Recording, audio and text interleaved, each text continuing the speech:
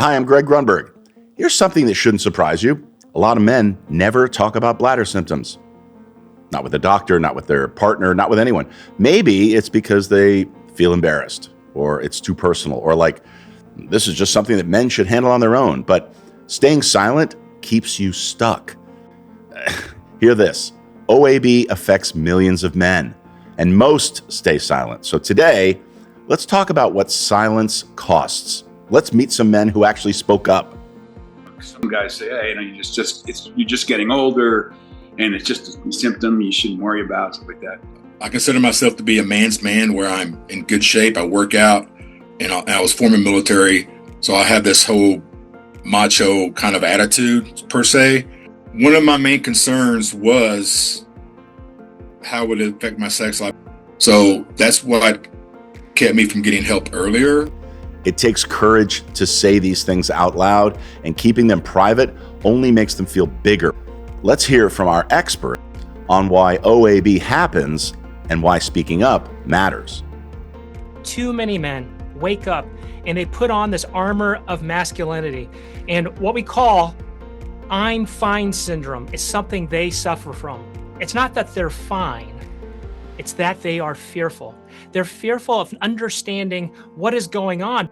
But the truth is, you cannot keep living with these symptoms. You need a dialogue, a conversation with your provider.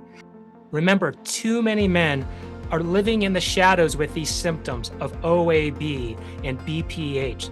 The way that we are able to shine light into that darkness is with data, better diagnostics. And I also want you to know we can illuminate the shadows with hope. Hope knowing that there are options, there are strategies out there to help your BPH, to help your OAB, or a combination of both that can help preserve your vitality as a man, your sexual vitality, your sex span, or even the health of your bladder span. One important tip is when you talk to your provider, remember to just really start tracking all of the things, adaptations in your life. How are you having to change your life around urgency, frequency, nighttime urination? Are you having to map every toilet in town? Are you having to be very conscious of where you buy your ticket? Is it an aisle seat for the airplane? Little things like that are really important, and give your doctor examples so you guys can make the best decisions about pursuing diagnostics to get better data, so you have better options and management strategies for both your BPH and or your OAB. So the fears and the stigma are real, but so is the path through them. Bladder symptoms are common, and they're worth discussing. Here's more about what changed when these men finally opened up. I did talk to my wife about it, and she's like, well, go see the doctor. Oh, and I did talk to my brother about it, and I did realize that I needed to go see a doctor and get checked out. So that's eventually what I did. And it got easier and easier to talk to the more I talked about it. It was like, it's not like it's some big, hey, I'm the only person going through this. That conversation may feel uncomfortable at first, yeah, but it can be a turning point. So what should you say? How do you bring it up? And what should you expect at that doctor's visit? It's just a conversation between you and your doctor or healthcare provider. Just use plain spoken words. They're going to be talking to you in a similar fashion. Sometimes they'll use a symptom score. They'll have you fill it out either online or by paper.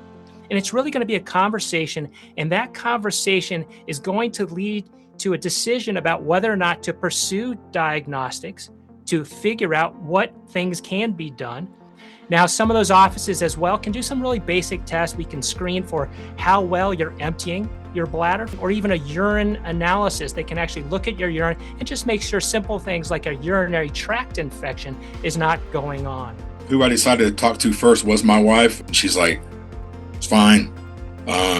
You need to be able to fix it and be healthy. I also talked to my boss because, I'm going to the bathroom a lot. He was very understanding. My wife was very understanding. There is a stigma about talking about it, but I think if you're talking to another guy, they're going to have the same problem you're having, or maybe they already did. The conversation is usually smaller than the fear of it. And the people in your life would rather have you back at the dinner, on the trip, at the concert, not waiting at the back of the room. Putting yourself first means speaking up, even when it feels uncomfortable. It's important that you be your own advocate and that you speak up and communicate with the doctors what actually is going on. Here's what I want you to take away from today. Bladder symptoms in men are common, and they're worth talking about. You don't have to explain them away or live around them in silence. Before your next appointment with your doctor, pick one symptom that you've been holding back. Write it down, then say it out loud to your doctor and to someone that you trust. Relief starts with recognition, and recognition starts with you. Watch the next video on managing ongoing OAB symptoms.